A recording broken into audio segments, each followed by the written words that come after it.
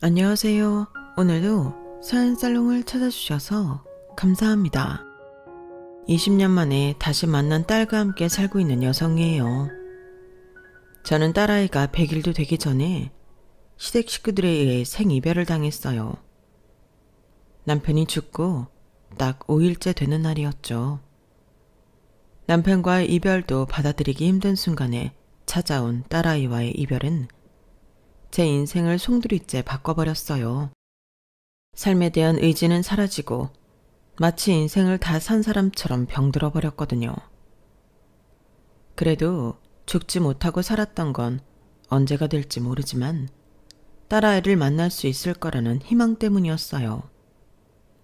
그리고 그 바람은 20년이 흐른 뒤에야 이룰 수 있었어요. 그리고 시작됐죠. 우리 가족을 찢어놓고 내 인생을 망가뜨린 인간들에 대한 복수가요. 여자가 하늘 품으면 5, 6월에도 서리가 내린다고 하잖아요. 그럼 지금부터 하늘 품은 여자의 서슬퍼런 복수극을 전달해 드리겠습니다. 여자의 적은 여자라는 말이 있잖아요.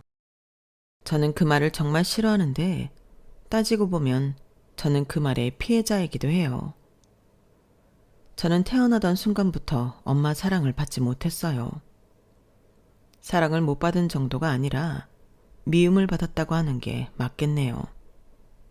엄마는 저랑도 하루에 몇 번씩 그런 말을 하셨거든요. 내 인생을 망가뜨린 건 너야. 너만 아니었으면 난 지금처럼 이렇게 살지 않았을 테니까. 난 네가 저주스러워. 도대체 내가 엄마 인생을 어떻게 망가뜨렸는지도 모른 채 저는 그런 저주 섞인 말들을 듣고 자랐어요. 그래서 언제부턴가 나는 엄마 인생을 망친 나쁜 아이라는 생각을 하고 살았던 것 같아요. 너무 어릴 때부터 그런 말을 일상처럼 매일 들어서 그런지 억울하다는 생각도 못했어요. 그냥 그런 거라고 믿고 살았죠. 그렇게 저를 미워하던 엄마는 제가 초등학교 5학년이 되던 해 스스로 생을 마감하셨어요. 학교에서 돌아와 보니 엄마가 소파에 축 늘어져 있더라고요.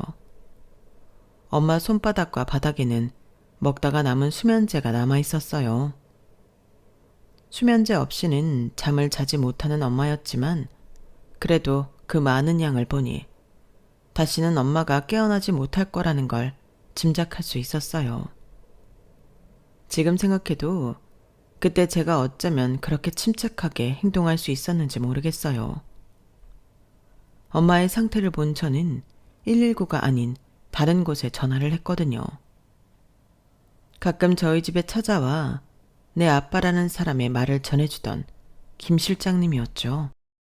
저와 통화를 하고 10분도 안 돼서 저희 집으로 구급차가 도착했고 저는 엄마를 실은 그 차를 타고 병원 응급실로 가게 됐어요.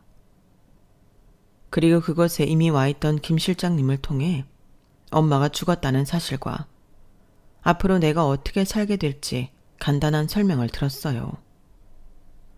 엄마의 장례식은 없었어요. 따로 부를 친인척도 없었거든요. 아니, 있었는데 제가 모르는 건지도 모르겠네요. 엄마랑 살면서 단 한 번도 외가 친인척들에 대한 이야기를 들은 적이 없었으니까요. 엄마는 그날 바로 화장이 돼서 경기도 어디에 있는 납골당에 안치되셨어요.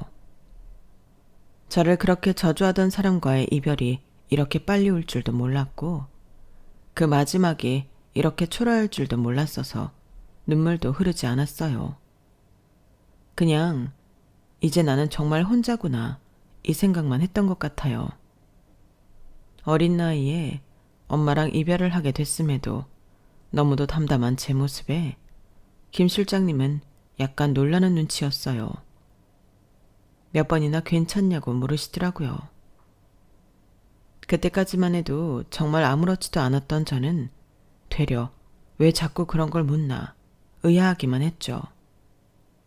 그런데 엄마를 납골당에 두고 김 실장님이 데려다준 호텔에서 손자 침대에 누워있는데 순간 걷잡을 수 없는 감정에 휩싸였어요.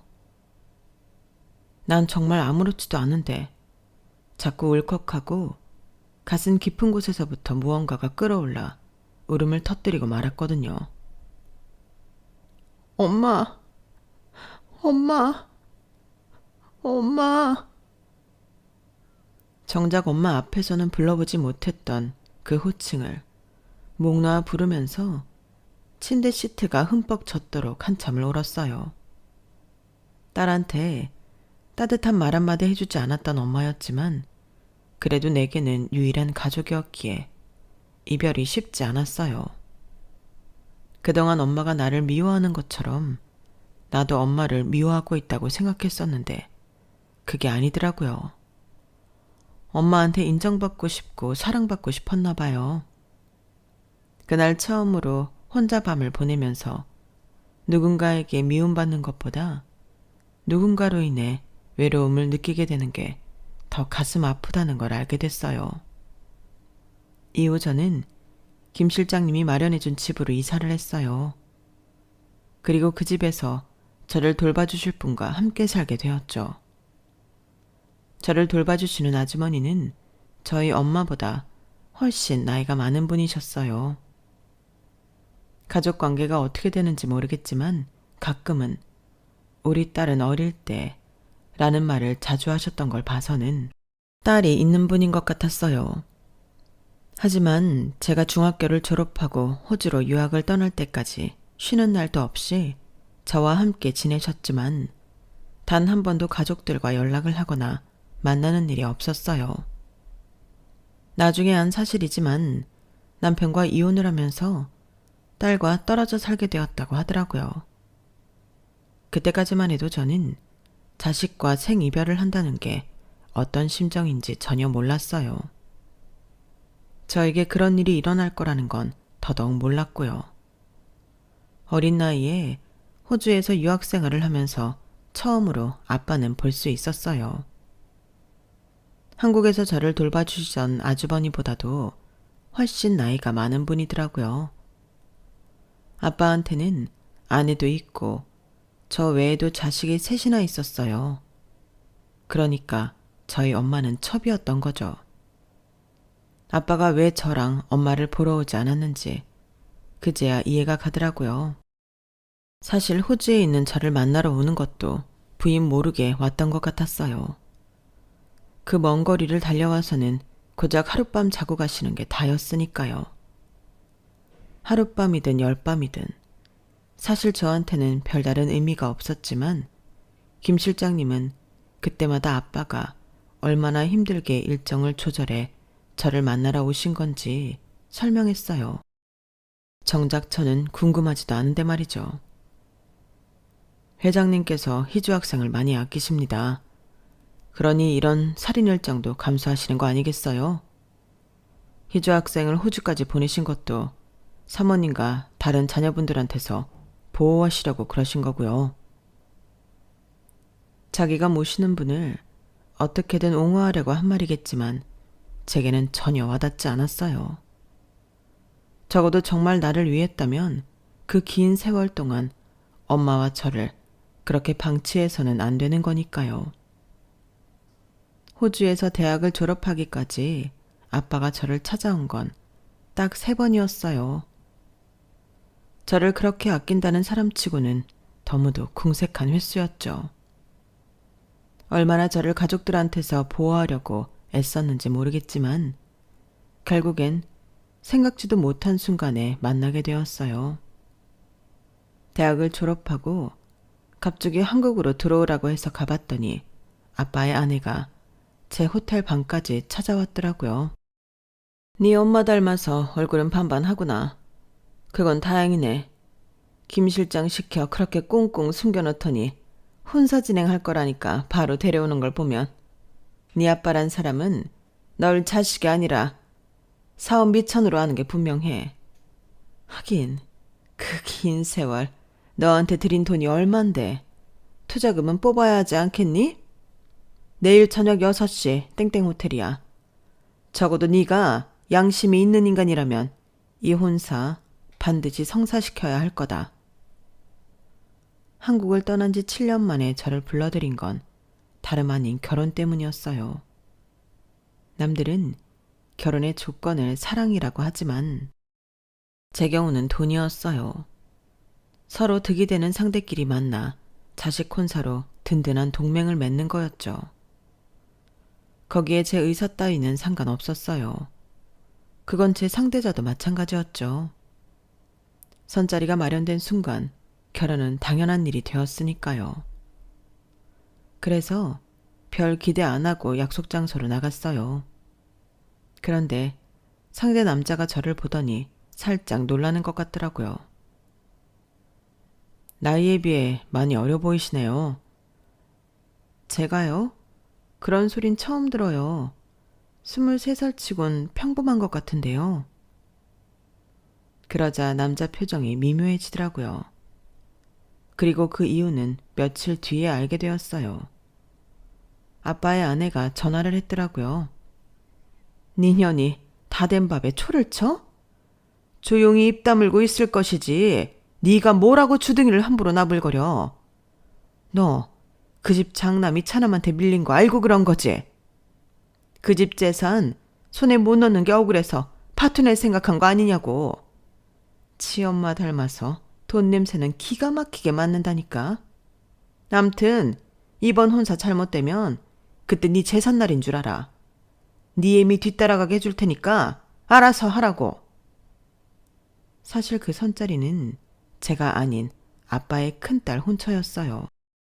상대 집안 장남과의 혼사가 정해졌을 때 당연히 그 집 사업을 물려받을 거라고 생각했는데 알고 보니 후계자는 장남이 아닌 차남이었던 거예요.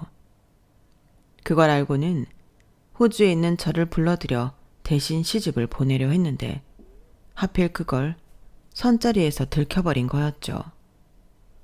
그러거나 말거나 저는 상관없었어요. 이 일로 아빠 사업이 어떻게 되든 말든 신경 쓰고 싶지 않았거든요. 저는 그저 어차피 한국으로 돌아온 거 내 힘으로 취직해 살아야겠다는 생각을 했어요. 하지만 아빠 도움 없이는 당장 머물 곳도 없어서 난감하기만 했죠. 그때 떠오른 건 예전에 저와 함께 살던 아주머니였어요. 호주로 유학을 떠나고 종종 전화 연락을 했었기 때문에 연락처를 알고 있었거든요. 수년 만에 만난 아주머니는 마치 잃어버린 딸을 찾은 것처럼 저를 무척 반기셨어요. 저를 보자마자 눈물을 뚝뚝 흘리셔서 주변 사람들이 쳐다볼 정도였죠. 그간 살아온 얘기와 아빠 큰딸 대신 선자리에 나갔던 일까지 모조리 털어놓자 아주머니가 저보다 더 광분하셨어요. 아주머니는 그동안 떨어져 살던 딸과 잠깐 만날 수 있었다고 했어요. 딸이 결혼을 앞두고 남편감과 함께 찾아왔다고 하더군요. 오랜 시간 떨어져 살아 그런가 딸이 어색해하는 것 같았지만 몇 시간 같이 있다 보니 금세 예전처럼 엄마와 딸로 돌아가더라고 했어요. 그리곤 헤어질 시간이 되자 너무 아쉬워서 끌어안고 한참을 울었다고 하더군요.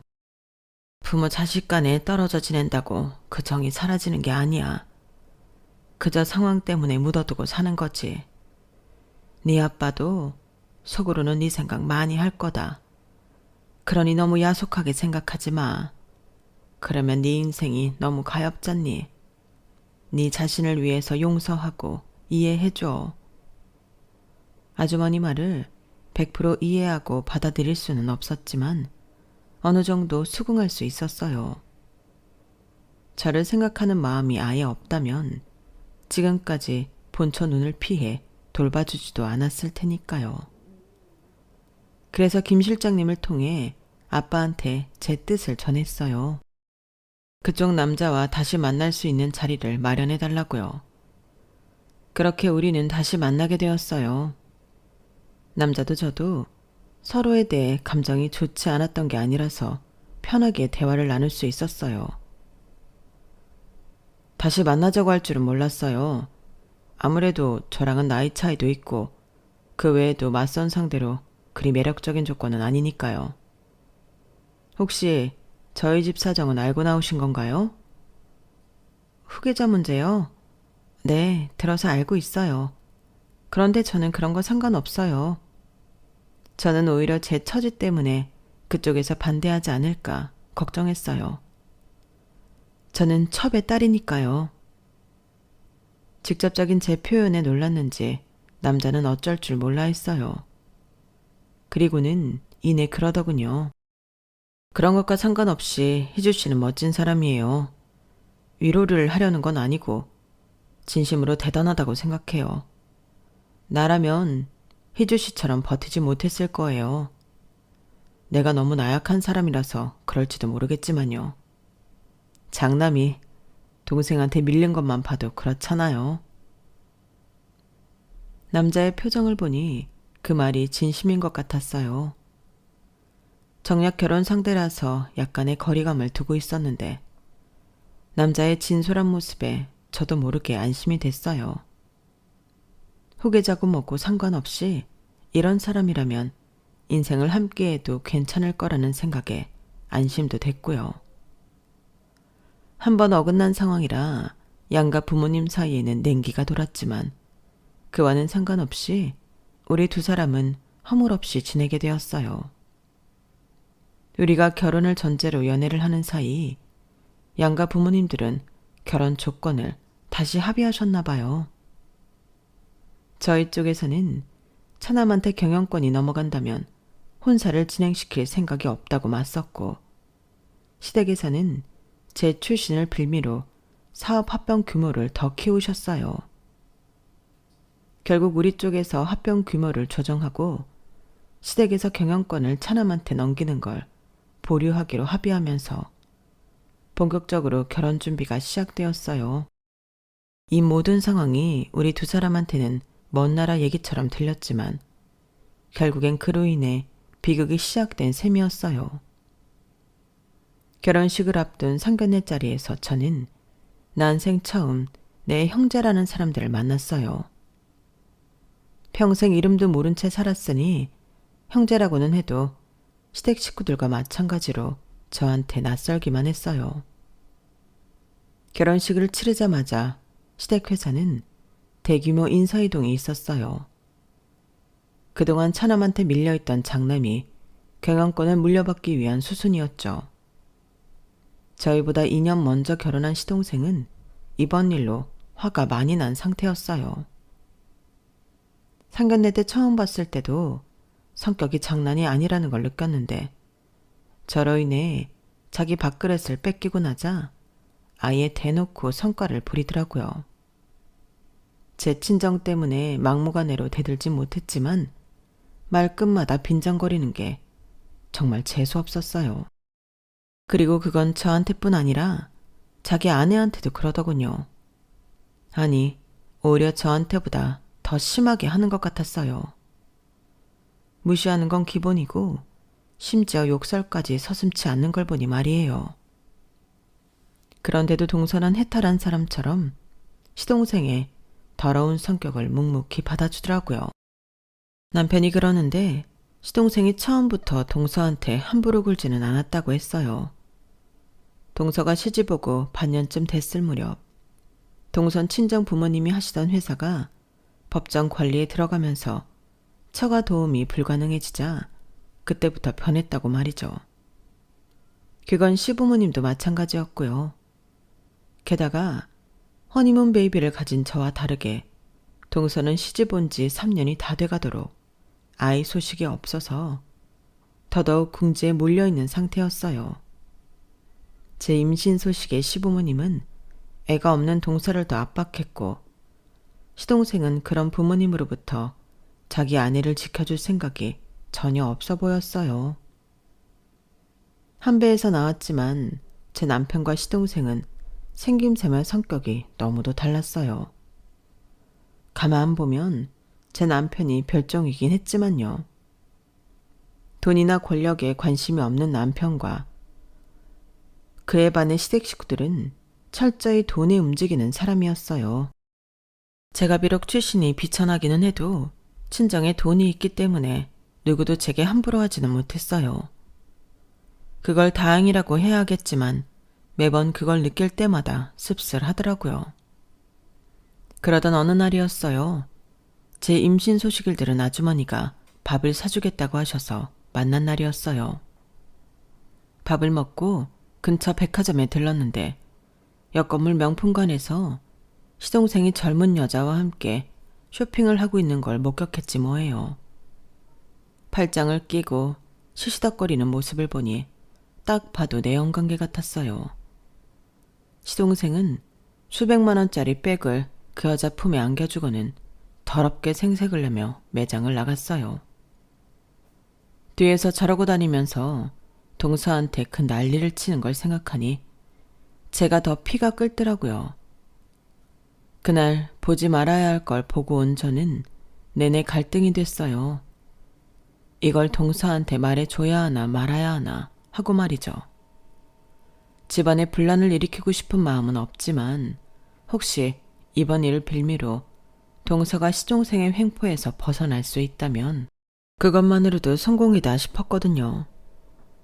시집온 그날부터 차가운 시댁 식구들 눈치 보고 살던 제게 동서는 사막의 오아시스 같은 사람이었어요. 시댁에서 저를 사람 취급을 해준 유일한 사람이었으니까요. 그래서 그 고마움 때문에라도 입 다물고 있을 수만은 없어서 고민 끝에 동서한테 전화를 했어요.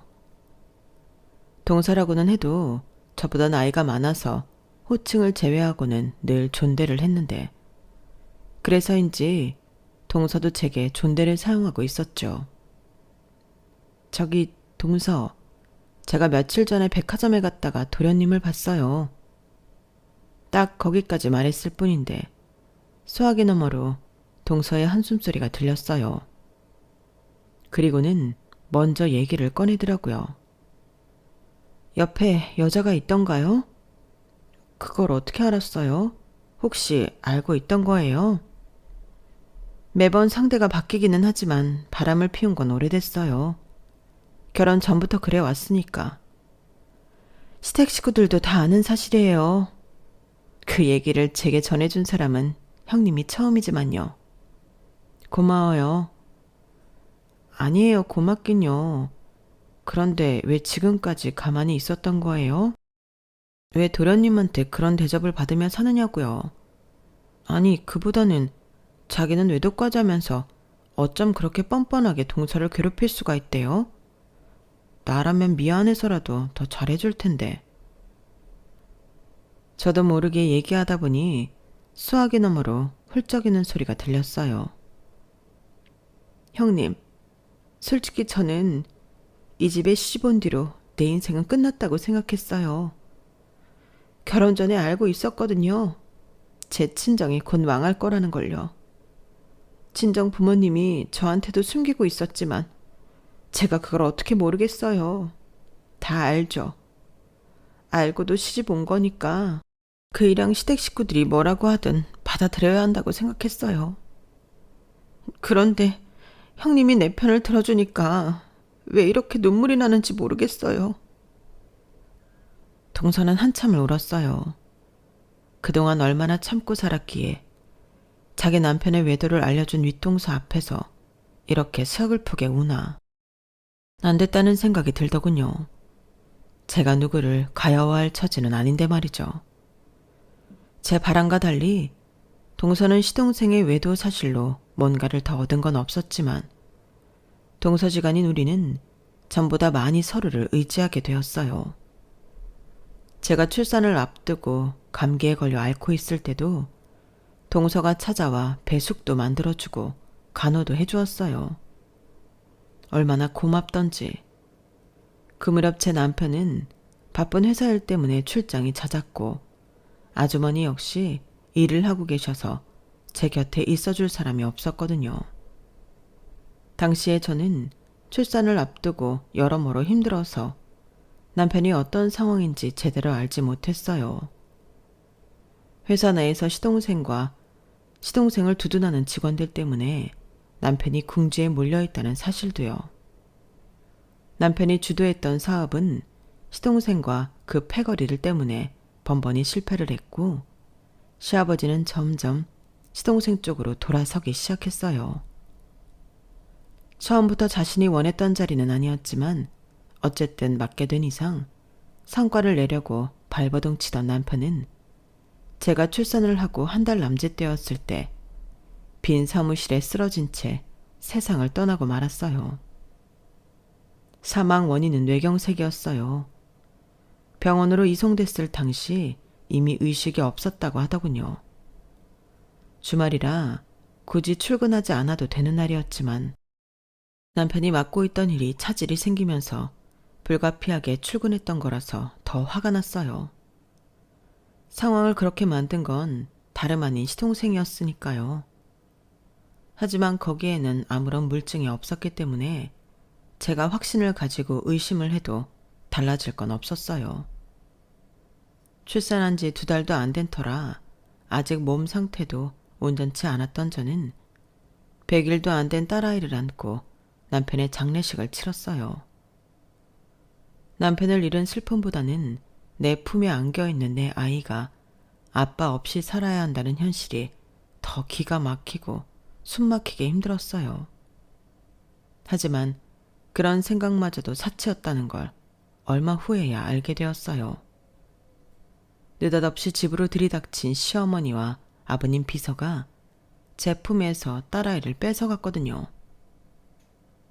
어머님, 도대체 왜 이러시는 거예요? 예빈이 이리 주세요. 돌려달라고요. 생떼 같은 내 아들 잡아먹으려니 어디서 큰 소리야?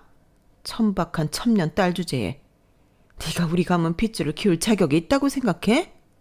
네 친정에서도 이미 너 버린 지 오래야. 내 아들 뒤를 봐주겠다고 그렇게 호언장담하더니 사업 몇 개 말아먹었다고 선 털고 돌아선 게 네 아버지라고.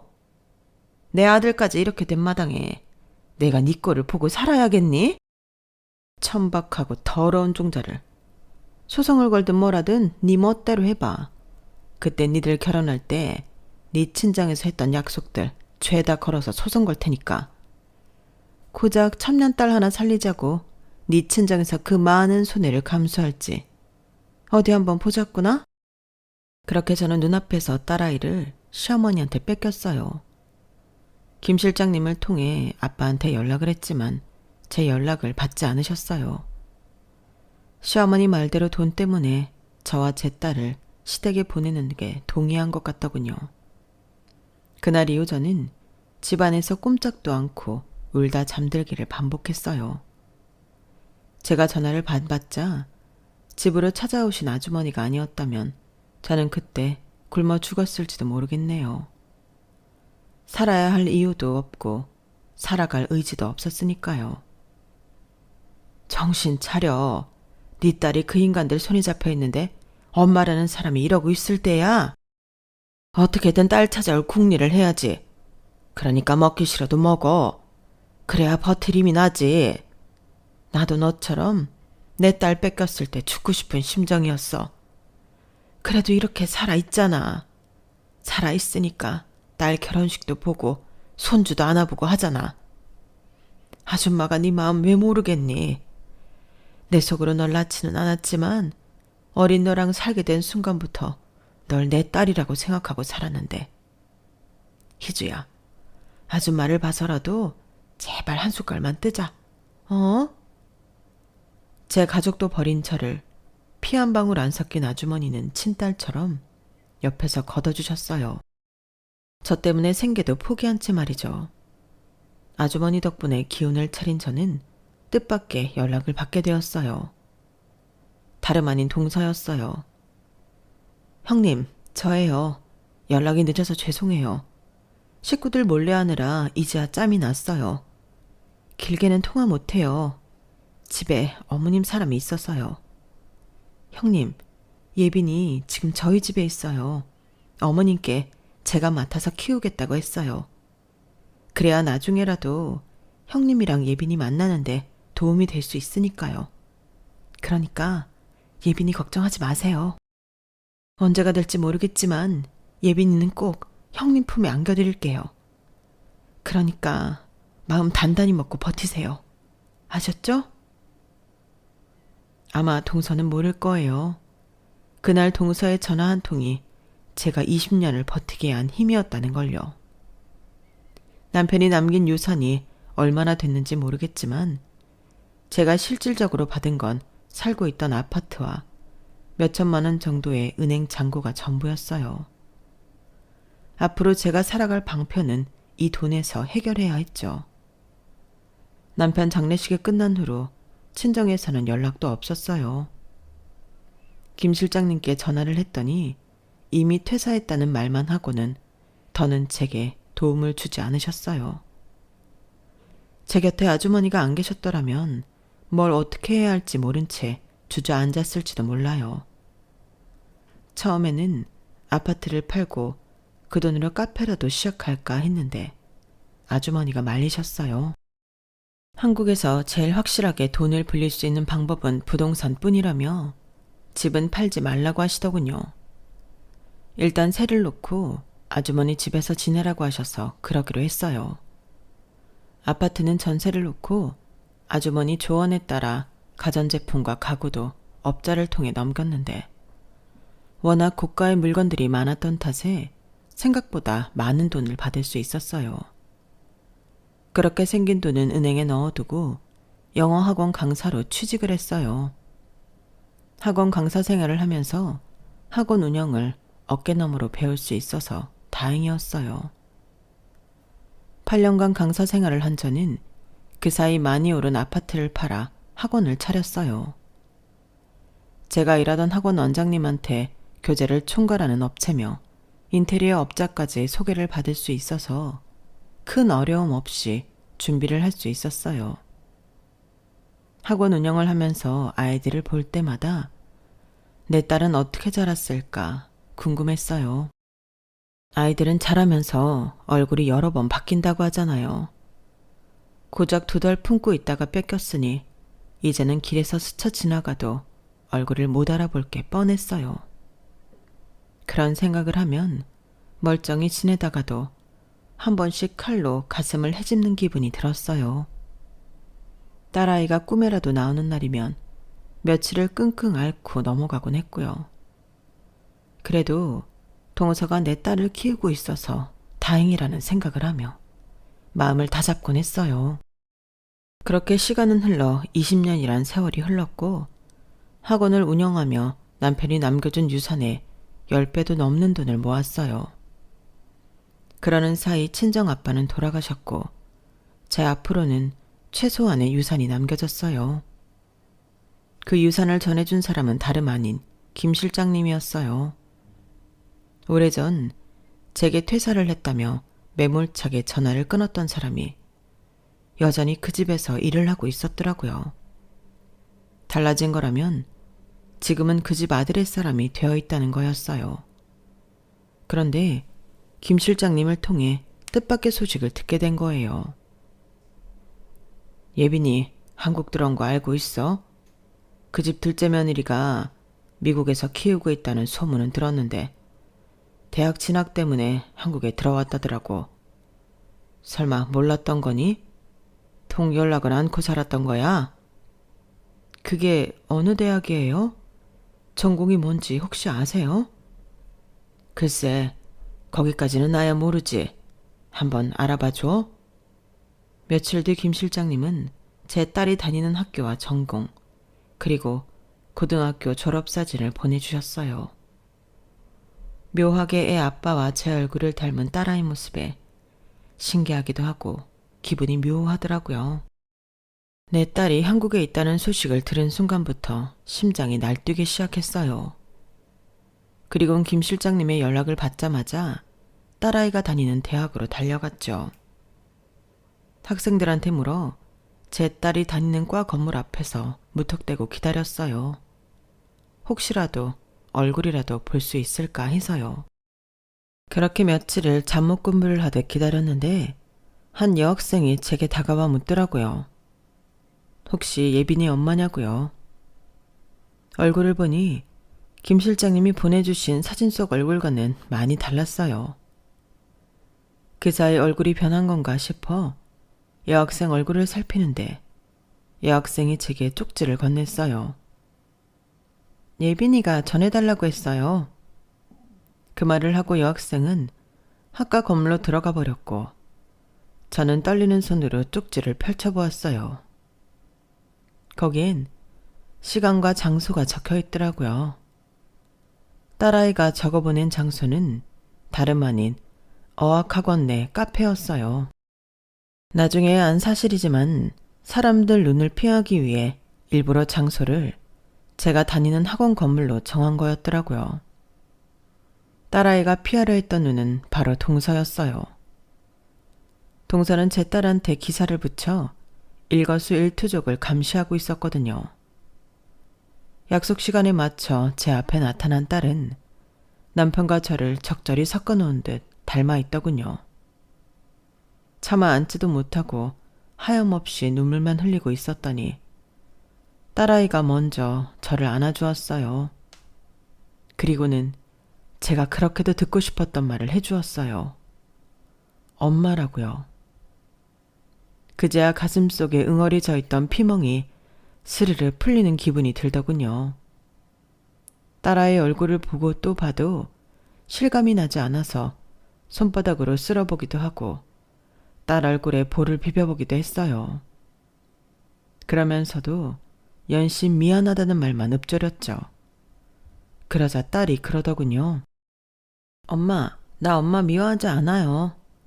왜 나랑 떨어져 살게 됐는지 아니까요. 작은 엄마 때문이었죠?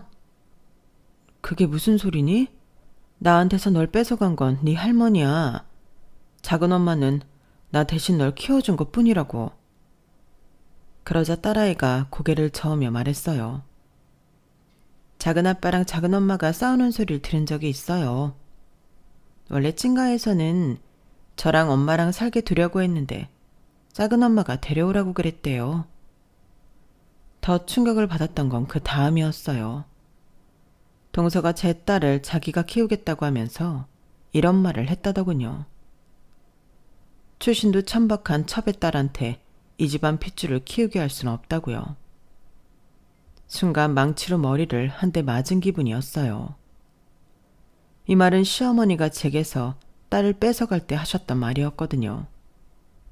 그러니까 이 말이 시어머니 머리에서 나온 게 아니라 동서의 입에서 나왔다는 사실에 온몸에 소름이 돋았어요.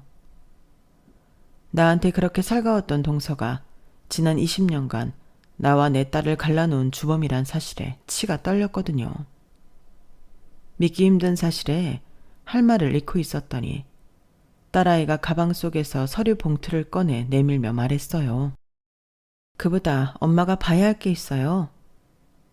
딸아이가 건넨 봉투 속에는 제가 결혼을 하던 당시 양가 부모님들이 작성한 혼인계약서가 들어있었어요. 그 안에는 여러 조항의 내용이 있었는데 거기엔 우리 부부가 이혼했을 때 그리고 사별했을 때 양가에서 얼마만큼의 위자료를 지불할 것인지도 명확히 적혀 있었어요. 한마디로 제가 받아야 할 액수가 말이죠. 그 금액은 살면서 제가 만져본 적이 없는 액수였어요. 작은 아빠가 이혼하자고 한 적이 있는데 그때 작은 엄마가 분명히 그랬어요. 자기가 날 키우는 조건으로 엄마가 위자료 문제를 덮기로 한 거라고요. 지금이라도 자기가 연락하면 엄마가 위자료 소송 들어갈 거라고. 그 말에 작은 아빠가 이혼을 포기했어요. 엄마, 나 엄마랑 살고 싶어요. 이거면 엄마가 날 그 집에서 빼내줄 수 있는 거죠. 그렁그렁하게 눈물이 고인 딸아이를 보니 억장이 무너지는 것 같았어요. 그래서 지금까지 내지 못했던 용기를 내게 되었어요. 김 실장님한테 전화해 당장 우리나라 최고 로펌과 연결해주지 않으면 유산 상속에 이의를 제기하는 소송을 걸겠다고 했어요. 처음엔 콧방귀를 뀌던 김 실장님은 내 손에 양가 부모님이 혼인을 빌미로 맺었던 계약서가 있다고, 이걸 어떻게 사용할지 생각 중이라고 하자 바로 꼬리를 내리곤 알아보고 연락 주겠다고 했어요. 그 계약서 안에는 양가 모두 꽤 민감한 내용이 들어있어서 자기들도 모른 척할 수가 없었거든요. 그렇게 저는 본가의 도움을 받아 시댁에 소송을 걸었어요. 내 몫의 위자료를 받으려고요. 그리고 그와는 별개로 동서한테도 소송을 걸었어요. 지난 20년간 우리 모녀를 갈라놓고 중간에서 내가 위자료를 못 받도록 공작을 꾸민 거에 대한 소송이었죠. 그리고는 바로 시동생 집으로 가서 내 딸을 데리고 나왔어요. 다행히 집에는 제 딸과 도우미 아주머니 뿐이어서 별다른 마찰은 없었지만 몇 시간 뒤 동서가 제게 전화를 했더군요. 그래서 곧 도착할 소장이나 기다리라곤 하곤 전화를 끊어버렸어요. 며칠 뒤 소장이 도착했는지 얼마 뒤 시어머니가 연락을 했더라고요. 집으로 당장 오라고요.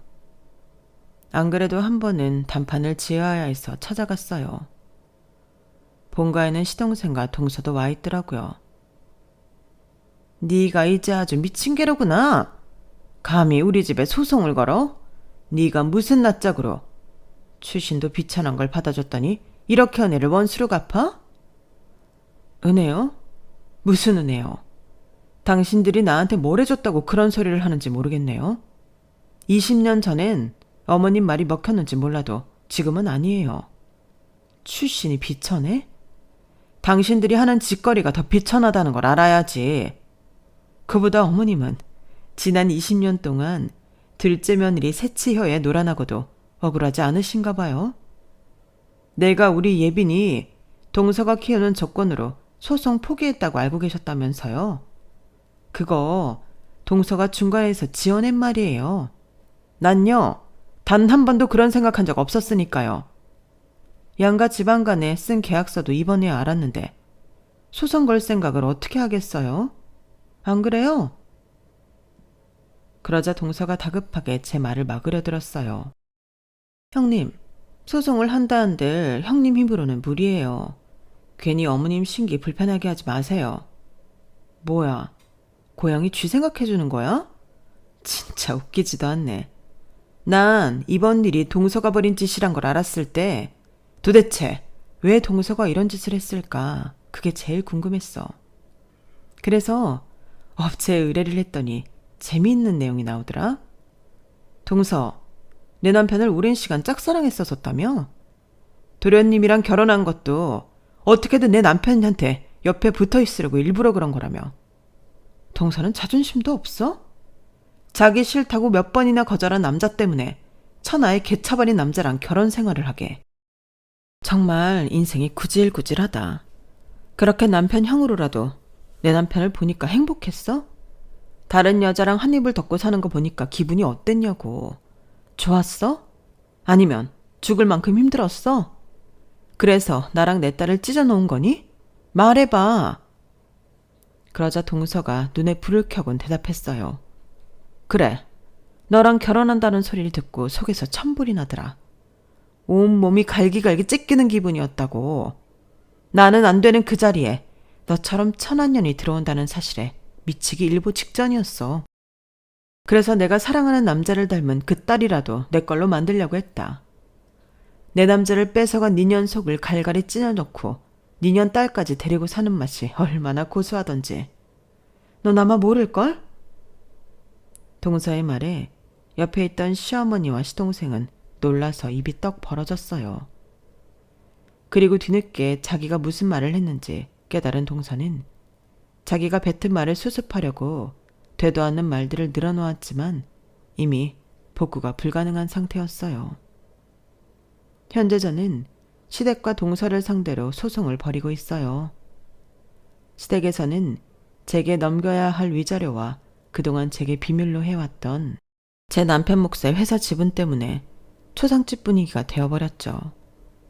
김 실장님 말이 한꺼번에 그 돈이 빠져나가면 회사가 휘청거릴 정도라고 하더군요.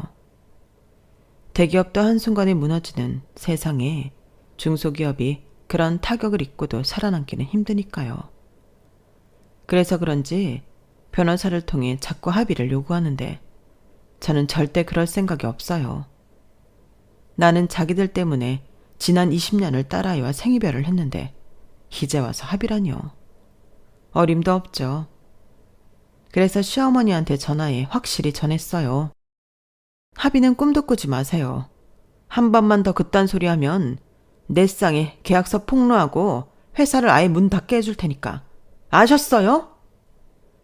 늘 냉랭하던 시어머니도 돈 앞에선 어찌나 비굴하게 굴던지 이럴 때 보면 있는 사람들이 더 굽실거리는 걸 잘한다 싶더라고요.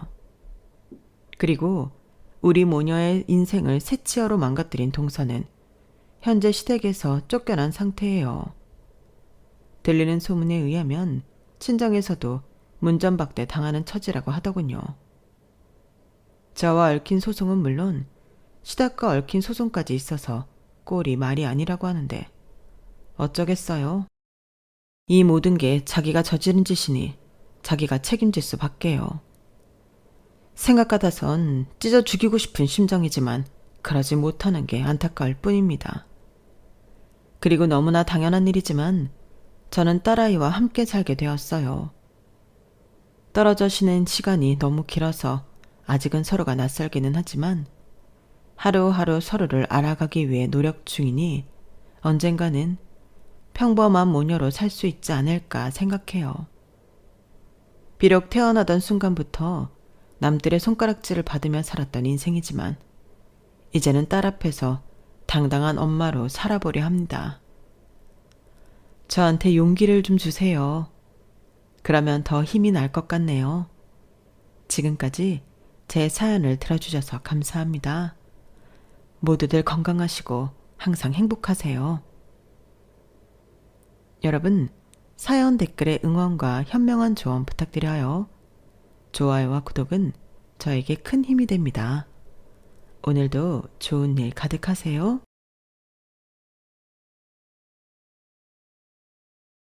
안녕하세요. 오늘도 사연 살롱을 찾아주셔서 감사합니다. 종갓집 며느리로 25년간 눈물의 세월을 살아온 50세 여자예요. 참 꽃다운 나이에 시집가서 어느덧 25년이란 시간이 속절없이 흐르고 말았네요. 생머리에 젖살이 통통한 얼굴에 제 25사진을 보고 있노라면 눈물만 흐릅니다. 지금 거울을 보면 얼굴엔 자글자글 주름지고 목에는 쥐젖이 덮여 있어 지저분하게 보이거든요. 그 많던 머리숱은 다 어디로 갔는지 아줌마 파마를 하지 않으면 숨죽어 보이고 많이 먹지도 않는데 뱃살은 왜 이리 늘어져 있는지 참으로 볼품없는 내 모습에 한숨만 들어가요. 아마 제대로 갱년기가 와서 그런가 봐요. 시도 때도 없이 얼굴이 화끈거리고 자다가도 열이 올라와서 티셔츠가 다 젖어버릴 정도니까요. 그럴 때마다 지난 세월이 원통하고 분해서 울컥거리기도 여러 번이었죠. 다시 되돌아갈 수 있다면 그냥 마음 편히 저 혼자 살고 싶네요. 뭐 사치를 하는 것도 아니니 적게 벌고 혼자 쓰며 여행이나 다니고 친구들과 놀러 다니고 그렇게 자유로운 나비처럼 살고 싶어요. 자식이고 남편이고 시댁 식구들이고 다 부질없게 느껴지네요. 제가 너무 신세한탄만 했나요? 그래도 얼마 전 시부 장례식 후 그동안 눈의 가시처럼 얄미웠던 시댁 동서들과 절연을 할 수 있어서 속이 다 시원해요. 게다가 애증의 감정만 잔뜩 있었던 시모가 그 연을 쿨하게 딱 끊어주셔서 감사했네요. 종갓집 며느리로서 얼굴 한번 못 본 남편의 할머니, 할아버지 제사들까지 지내느라 제 몸이 나만하질 않았어요. 뭘 제사 몇 번 가지고 그렇게 오바냐고요? 종갓집 며느리로서 제사만 지냈다면 이렇게 억울하지는 않았을 거예요. 그동안 시집살이하며 또 시모를 위해 희생하고 치매 걸린 시부를 15년간이나 간병하고 이 모든 걸 거의 저 혼자 다 하다시피 하며 새 쌍둥이까지 키웠으니 진짜 시댁에 제 몸을 갈아 넣은 거나 마찬가지였죠. 시모는 처음부터 제 편은 아니었어요. 오히려 첫 만남부터 제게 참 지랄맞게 굴었죠. 제가 조실부모하고 중졸의 한밭집에서 일하는 여자라는 이유로요. 친정에 돈 좀 있다던 동서들을 훨씬 더 예뻐했어요. 하지만 나중에 동서들에게 뒤통수 맞고 시모가 직접 나서서 참교육 시전해 줬지만요. 어쨌든 중간에 어떠한 큰 사건 이후로 시모가 제게 잘해줘서 그나마 다행이라고 생각해요. 시부는 늘 제 편이었어요. 그런 시부가 기억을 몽땅 잃어버리고 치매에 걸려 완전히 난폭한 폭군처럼 변해버리는 걸 보고는 가슴이 철렁하더군요. 너무 마음 아팠죠. 치매는 정말 진심으로 몹쓸 병인 것 같아요. 내 가족인데 내 가족이 아닌 것처럼 돼버리니까요. 완전히 딴 사람으로 변해버린 시부를 보며 눈물도 많이 흘렸답니다. 주위를 보면 상속 재산이 조금이라도 있는 집들은 거의 70% 이상은 잡음이 있는 것 같아요. 저희 시댁도 그랬고요. 재산이 엄청난 것도 아니고 대출을 아직 다 갚지도 못한 코딱지만한 건물과 시골 땅 갖고도 죄다 덤벼들더군요. 서로 가져가려고요. 그런데 시모가 나타나 한 큐에 정리해 주었어요. 처음으로 시모에게 고맙다는 생각이 들었죠. 대체 제게 무슨 일이 있었는지 어떻게 살아왔는지 궁금하시죠? 지난 몇십 년간 하도 마음이 답답하여 점집에 가서 굿이라도 할 판이었는데 이렇게 사연살롱 여러분께 낱낱이 구함으로써 한풀이를 대신할 수 있게 되었네요. 여기에 속시원히 다 털어놓고 제대로 한풀이 해보렵니다. 제 한풀이를 끝까지 들어주실 거죠? 그럼 지금부터 시작해 볼게요. 전 어려서 참으로 가부장적인 집에서 자랐어요. 남자는 하늘, 여자는 땅인 집이었죠. 덕분에 저희 친정엄마는 시댁살이를 하며 고생 참 많이 하고 사셨어요. 게다가 저희 할머니 할아버지께서 둘 다 제 분수를 모르고 돈이 있으면 있는 대로 다 쓰는 스타일이어서 그 돈 메꾸느라 외벌이었던 저희 아빠도 힘드셨을 거예요. 그래도 자기 부모인지라 저희 아빠는 자기 어머니 아버지를 위해서라면 뭐든 할 기세였죠. 바보 같고 속 터지는 양반이었어요. 아빠는 말단 공무원이셨는데 지금도 공무원 월급이 박봉이라고 난리잖아요. 그때라고 뭐 별반 다르지 않았죠. 그 돈으로 식구들 생활비에 사고치고 다니는 자기 부모 뒷수습까지 하느라 당최 돈을 모을 수 없었을 거예요. 며느리인 엄마는 속이 썩어 문드러졌을 거고요. 우리 할머니 할아버지가 하셨던 만행이 몇 가지 기억나네요. 저희는 16평 정도 되는 단독주택에 살았는데 방 2개에 다락방 1개였던 코딱지만한 집이었죠. 그 좁은 집에 갑자기 당시 170만 원짜리 안마의자가 배달되는 거 아니겠어요? 주범은 우리 할머니였죠. 야, 현지 엄마야. 이 안마의자 너무 좋지 않니? 너도 일로 와서 한번 해봐라. 온몸에 근육이 다 풀어진다니깐. 아니 어머님, 이게 뭐예요? 이거 빌리신 거예요? 빌리긴 170만 원이나 하는 비싼 걸 누가 빌려주냐? 샀지. 아니 어머님께서 무슨 돈으로 사신 거예요? 지난달엔 90만 원짜리 옥장판을 갖고 오셔서 그 돈도 아직 다 못 갖고 있는데 또 이런 걸 들이시면 어떡해요? 야, 네가 시애미 안마 한번 해준 적 있더냐? 효도하는 자식들이 없으니 이렇게라도 호강하려는 게지. 내 건강 내가 챙겨서 100살까지 살 거니까 니들은 돈이나 내줘라. 그리고 이 돈이 네 주머니에서 나오냐? 다 내 아들 주머니에서 나오지. 넌 상관 마라. 할머니는 의료기기 매장에 거의 VIP 고객이었을 거예요. 매달 뭘 그리 바리바리 갖고 오는지. 우리 아빠 월급으론 도저히 감당 못할 것들이었죠. 결국 나중엔 헐값에 중고로 내다 팔 수밖에 없었고요. 더 복장 터지는 건 할아버지였어요. 할아버지는 아예 대놓고 저희 엄마에게 화투치게 돈 달라고 하더군요. 애미야, 너 꽁쳐놓은 돈 좀 없냐? 내가 딱 5배로 불려서 이따 저녁까지 갖다 주마. 네? 아버님, 또 화투 치러 가시는 거예요? 저 돈 없어요. 현지 아빠가 월급 다 는 족족 어머님 아버님 두 분이 다 갖고 가시니 당장 콩나물 한 시를 살 돈도 없다고요. 에이, 여자가 재수없게 울고지랄이냐. 아, 돈 주기 싫으면 말아. 며느리인 우리 엄마가 아무리 울면서 호소해도 씨알도 먹히지 않았어요. 어린 저는 사고뭉치 할머니 할아버지야 따로 살면 안 되나, 안 보고 살면 돈 안 뺏기지 않을까 하는 생각에 마음이 참 답답했어요. 하지만 더 답답하게 나오는 건 바로 우리 아빠였죠. 저와 남동생은 매일 저희 엄마 아빠가 싸우는 걸 보는 게 일상이었어요. 현지 아빠, 어머님 아버님 좀 말려봐요. 이거 밑 빠진 독에 물 붓기도 아니고. 아니, 병원비로 돈이 나가는 거면 이해라도 하겠는데 이건 뭐 도박에 의료기기 사재기에 진짜 쓸데없는 대로 돈이 새어나가고 있잖아요. 당신 맨날 공무원 생활하며 박봉에 스트레스 받는다고 하는데 이렇게 돈 빼앗기고만 있을 거예요? 뭐? 아니, 우리 엄마 아버지가 말년에 취미생활 좀 하시겠다는데 자식으로서 그거 하나 못 해드려? 우리 부모님이 앞으로 사시면 얼마나 더 사시겠어.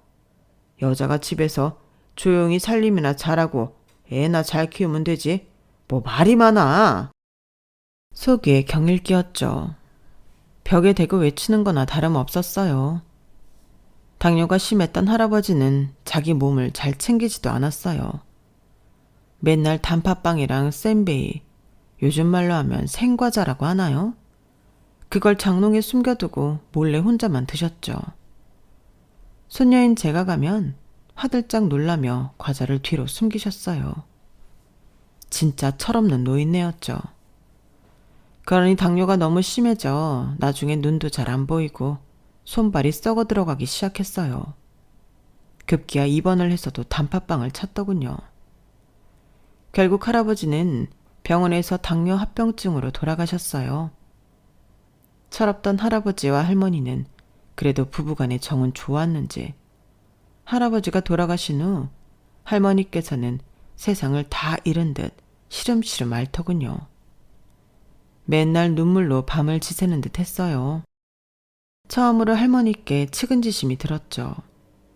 그렇게 할머니도 할아버지가 돌아가신 지 채 100일이 지나지 않았을 때 심장마비로 자다가 저 세상으로 떠나버리셨죠.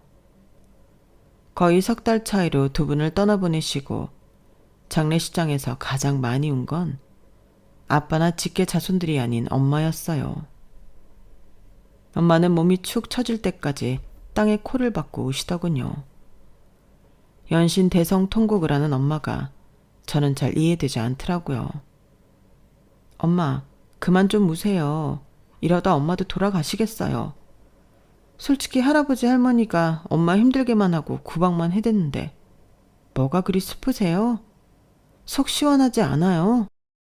너무 허무해서 그래. 지난 15년간 시댁에 내 몸과 영혼을 다 바쳐 갈아놓고 살았는데 오직 저 양반들 비위 맞추며 살아왔는데 다 저 세상으로 가버리니 내 존재 자체가 없어지는 것 같아서 마치 내 부모님이 돌아가신 것 같이 슬프네. 현지야, 우리 딸은 절대 엄마처럼 살지 마. 너는 너 자신을 위해서 살아. 알았지? 엄마의 뜻을 알다가도 모를 것 같았지만 엄마의 말처럼 전 절대 엄마처럼 살진 않겠다고 다짐을 했죠. 하지만 지금 와서 돌이켜보면 저희 엄마는 15년간 시집살이를 했고 전 무려 25년간 독한 시집살이를 했으니 결국 제가 승리한 건가요? 아님 패배한 건가요? 여튼 제가 바보 천치였음은 기정사실이네요. 하지만 어쩌겠어요. 결혼하기도 전에 속도 위반으로 새 쌍둥이가 생겨버려서 제대로 코가 깨어버린걸요. 다 제 팔자를 제가 스스로 마구 꼬아버린 거죠 뭐. 에휴, 역시나 한숨만 나오네요. 팔자를 꼬아도 금동아줄로 꼬았으면 그래도 나았겠지만 완전히 썩은 동아줄로 꼬았으니 고생 좀 했더랬죠. 여튼 말썽쟁이 조부모님이 돌아가시자 이번엔 아빠가 사고를 치더군요. 잘 다니던 공무원 직장을 때려치고 갑자기 사업을 하겠다고 나섰어요. 공무원 월급이 감질나서 말이야. 티끌 모아 태산이라고 하지만 내 생각에 그냥 티끌 모아 티끌 뿐인 것 같아. 사내로 태어나서 큰일 한번 저지르고 가야 속이 시원할 것 같아. 내가 일 한번 제대로 내볼게. 다들 나만 믿으라고. 돈방석에 앉게 해줄 테니. 현지 아빠, 그게 무슨 말이에요? 갑자기 웬 사업? 그냥 다니던 직장에 달 다니면 말년에 공무원 연금 타고 좋잖아요. 제발 더 이상 일 벌이지 마세요. 제발요. 우리 식구는 도시락 싸들고 다니며 아빠를 말렸지만 아빠의 무쇠 고집은 그 누구도 꺾을 수 없었어요. 그리고 1년 후 돈방석은커녕 아빠의 사업은 제대로 망해버려 그나마 있던 코딱지만한 집까지 날려버렸죠. 우리 네 식구는 판자촌 단칸방으로 피난 가듯 몸을 숨길 수밖에 없었어요. 그도 그럴 것이 아빠가 사채빚을 몽땅 끌어 썼는데 그때 당시 사채 이자는 실로 어마어마했었고 조폭들이 연루되어 있었는지 무서운 사람들이 우리 집 문을 연신 두드려댔거든요. 심지어 신체 포기각서까지 들이밀면서 말이죠. 우리 식구는 판자촌 단칸방에 숨으러 들어간 게 맞았어요. 겨우겨우 전학을 가서 중학교를 이어 다닐 수는 있었어요. 아빠는 팔자에도 없는 노가다판에 가서 일을 해야 했죠. 생전 처음 해보는 막노동에 아빠는 몸이 이곳저곳 성치 않았어요. 파스 냄새가 늘 진동을 했죠. 호기롭던 아빠의 어깨는 늘 축 처져 있었고 보다 못해 엄마는 중학생이었던 절 데리고 신작물 본다는 곳에 찾아갔어요. 엄마도 이런 곳이 처음이라 무서워서 딸인 저와 함께 간 거였죠. 새빨간 립스틱에 날카로운 눈매의 무당에게 아빠의 사주를 들이밀자 무당이 저희에게 딱 쏘아 붙이더군요. 아니, 이미 죽은 사람 사주를 갖고 오면 어쩌라는 거야? 지금 나 놀리는 거야 뭐야? 내 신기를 의심하는 거냐고. 아, 재수없는 모녀 같으니라고. 무당 선생님, 죽은 사람이라뇨. 멀쩡히 살아있는 제 남편 사주예요. 일이 하도 안 풀려서 답답해서 가져온 건데 대체 무슨 말씀이세요? 그제서야 무당은 표정이 좀 풀어지더군요. 아직 안 죽었다고? 에휴, 불쌍한 모녀 같으니라고. 자, 복비 다시 가져가. 이 돈으로 장례 잘 치르고 가는 길 외롭지 않게 노잣돈으로 쓰라고. 얼른 가. 저와 엄마는 진짜 떨떠름한 기분으로 집으로 돌아왔어요. 그리고는 딱 이틀 뒤 충격적인 비보를 듣고 말았죠. 아빠가 공사판에서 일하시다 추락하는 크레인에 깔려 돌아가시고 만 거였어요. 엄마는 아빠의 장례를 치르며 거의 혼절하다시피 우셨어요. 아휴, 나 혼자 어떻게 살으라고. 그렇게 갑자기 떠나버리면 어떡해. 그 위험한 공사판에 떠미는 게 아니었는데 그놈의 사업한다고 네 아빠를 사지에 몰아넣었구나. 다 내 탓이다. 이 못난 마누라를 용서해줘요 여보. 저와 그리고 4살 차이 나던 남동생이 거의 혼절한 엄마를 대신해 정신 차리고 장례식을 끝까지 마무리해야 했어요. 장례 후 엄마는 그래도 좀 나아지시나 싶었지만 하늘도 무심하시지. 딱 일주일 만에 소크샤로 돌아가시더군요. 그냥 주무시는 줄로만 알고 학교에 등교했는데 학교 후에도 엄마는 계속 누워만 계시더라고요. 뭔가 이상해서 코 밑에 손을 대보고는 그제서야 엄마가 숨을 안 쉰다는 걸 발견했죠. 엄마, 설마 어떻게 된 건 아니죠? 내가 학교에 안 가고 응급조치라도 했어야 했는데. 엄마, 제발 깨어나봐요. 나랑 준혁이만 남겨두고 이렇게 가버리면 우리 둘이 어떻게 살아요? 일주일 간격으로 부모를 잃은 우리 남매는 어떻게든 살아가야 했어요. 아빠의 사업 실패로 집에는 10원 한 장 없었기에 당장 제가 돈을 벌면서 아직 초등학생인 동생을 돌봐야 했죠. 학교고 뭐고 자퇴하고 가장이 되었어요. 공부는 나중에 다시 하면 된다고 안일하게 생각했죠. 공부도 다 때가 있다는 걸 그땐 전혀 몰랐어요. 저는 우리 아빠를 잡아간 건설 현장에는 근처에도 가고 싶지 않았지만 어쩔 수 없이 시급을 조금이나마 많이 쳐주던 건설 현장 한밭집에서 일하게 되었어요. 제가 손이 야무진 스타일이었기에 한밭집 사장님께선 아주 마음에 들어 하셨어요. 해마다 아주 조금이지만 월급도 올려주셨고 추석 보너스도 두둑히 주셨죠. 나름 만족하며 다니고 있는데 어떤 공사 현장에서 유난히 눈에 띄는 남자가 있더라고요. 건설 근로자들은 보통 꾀지재한데 그 젊은 남자는 안경 낀 지적인 모습도 밥도 어찌나 복스럽게 먹던지 제 마음에 쏙 들어왔죠. 그때가 20대 후반을 향해 가고 있었으니 아마 외로운 마음에 더 남자한테 시선이 갔는지도 모르겠어요. 초등학교 6학년이었던 제 남동생 혁준이는 어느새 전문대에 진학해 취업이 잘 되는 과에 다니고 있었기에 제 동생에 대한 뒷바라지도 다 끝난 상태라 뭔가 홀가분한 마음도 있었고요. 어쨌든 그 남자한테 첫눈에 반해버렸죠 뭐. 그런데 그 남자가 저의 시선을 눈치챈 듯 하더군요. 제 얼굴을 뚫어지게 쳐다보는데 그의 시선만으로 괜시리 얼굴이 빨개지고 부끄러워서 부엌으로 쏙 들어가 버렸죠. 이제 점심 장사를 다 정리할 때가 되어서 다시 나와봤더니 그 남자가 그대로 서 있었어요. 저 사장님, 혹시 언제 일 끝나세요? 저요? 저 사장님 아니에요.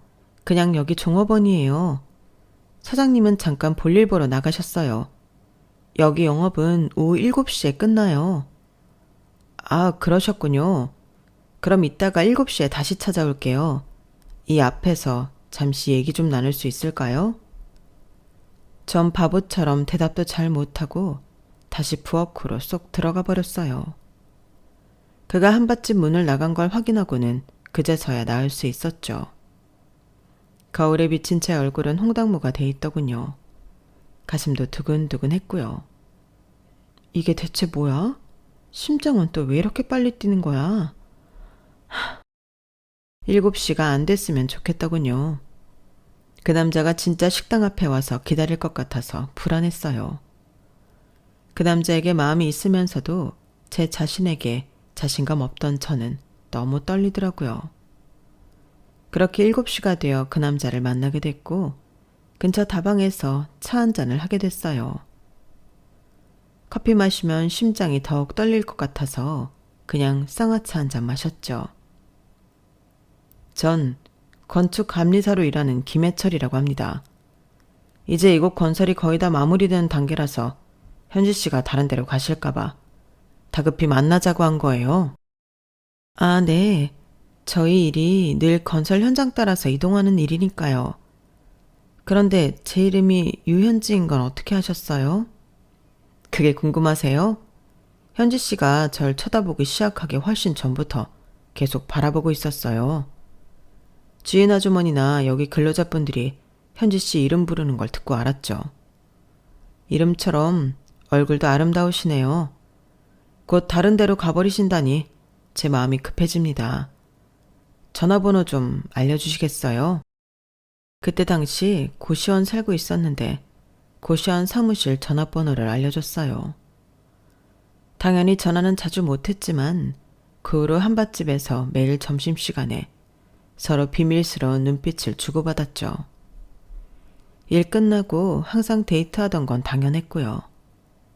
누가 먼저랄 것도 없이 사귀잔 말도 없이 서로에게 푹 빠졌어요. 진짜 오랜만에 느껴보는 따뜻한 마음이었죠.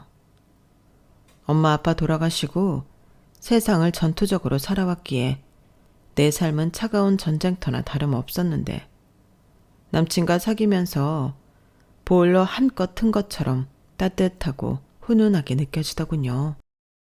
그때가 제 인생에서 가장 행복했던 나날 같아요. 모든 게 다 평온했죠. 그는 나이가 좀 많았어요. 자긴 운명을 믿기에 그동안 여자도 소개 안 받고 연애에 소극적으로 지내다 보니 어느덧 30대 중후반의 나이가 돼버렸다더군요. 집에서는 아들 셋 중 맏아들이다 보니 결혼을 빨리 하고 싶어 했어요. 제 나이 25살밖에 안 됐는데 첫 연애 상대인 남친이 결혼 이야기를 꺼내니 제 마음도 다급해지더군요. 우리 아빠 엄마 다 흑수저 출신이지만 공인중개사 일하면서 운 좋게 헐값에 원룸 건물을 경매받게 되어 지금은 월세 받고 사셔. 다들 너그러운 분이시니 우리 현지 사정 다 이해해 주시고 며느리로 환영해 주실 거야. TV나 이런 데 나오는 악독한 시댁 식구들 아니니 너무 걱정 마. 남친이 다독여줬기에 전 용기를 내서 그와의 결혼을 현실적으로 생각하며 예비 시부와 시모를 가벼운 마음으로 찾아뵐 수 있었어요. 그런데 앞불사 남친은 TV에 나오는 악독한 시댁 어른들이 아니라고 했지만 현실은 훨씬 더 악랄하더군요. 특히 시모가 저의 조건을 마음에 안 들어 했죠. 아우 해쳐라. 내 아들아. 너 눈이 삐어도 한참 삐었구나. 난 네가 지금까지 결혼 안 하고 노총각으로 지내길래 뭐 엄청나게 눈이 높아서 대단한 여자 데려올 줄 알았다. 근데 뭐? 중졸에 조실부모한 여자애라고? 사람은 이래서 큰 물에서 노르라고 했는데 네 직업이 노가다판이니 딱 그만한 질 낮은 여자애를 데려왔구나. 아, 승질나. 여보, 가만히 있지만 말고 당신도 한마디 해요. 뭘 한마디를 해? 며느리 깜참하고 예쁘기만 하구만. 아, 당신은 뭐 얼마나 대단한 집 딸내미야. 징글징글하게 못 살던 우리 둘이 만나 여태까지 잘 살아왔잖아. 결혼해서 악착같이 돈 모아서 저그들끼리만 잘 살면 되는 거야. 이름이 유현지라고. 아직 25살밖에 안 먹어서 이런 자리가 참 얼떨떨하겠지만 결혼은 빨리 할수록 좋지 뭐. 우리 집 며느리로 들어온 걸 환영합니다. 허허 좋아하네. 여보, 정신 차려요. 이봐요 아가씨. 우리가 건물주인 건 들었나? 우리 둘째 아들은 공무원이고 셋째 아들은 초등학교 교사라고. 우리 집안 다들 펜대 굴며 편히 사는 사람들인데 중학교 졸업하고 식당에서 일하는 여자? 참네. 난 첫째 며느리를 못 들여요.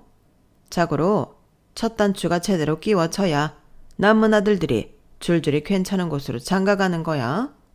아가씨는 아가씨 수준에 맞는 집안 며느리로 들어가라고. 전 이런 모욕은 처음 들어봤기에 눈물이 주르르 흘렀어요.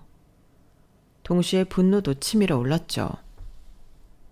말씀이 심하시네요.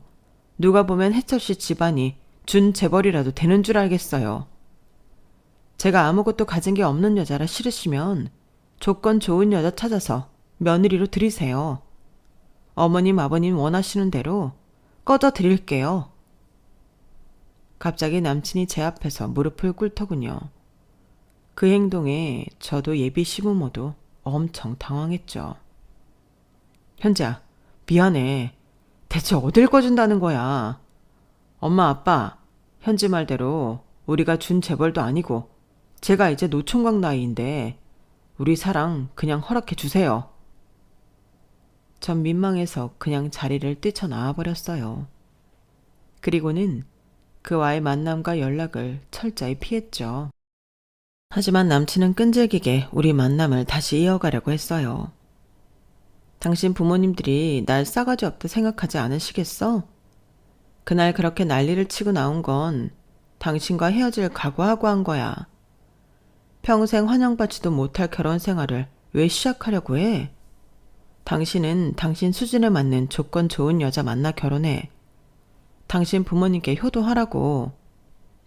안 돼. 그럴 수 없어. 난 우리 현지랑 결혼해서 아이 낳고 행복하게 오래오래 살 거야. 절대 이혼 같은 거 안 하고 말이야. 현지야, 나랑 사는 거지 우리 부모님하고 사는 거 아니잖아. 그리고 이거 받아. 이거 우리 아버지가 주신 거야. 현지랑 다시 잘해보라고 하셨어. 우리 사이 응원해 주셨다고. 그가 제게 건넨 건 낡은 반지였어요. 너무 깜짝 놀랐죠. 이거 우리 할머니가 아버지한테 물려준 반지래. 낡았지만 순금에 귀한 거야. 당장 결혼하기 부담스러우면 당분간은 그냥 데이트만 하자. 현지랑 손잡고 여기저기 다니고 싶어. 그게 내 최대의 행복이야.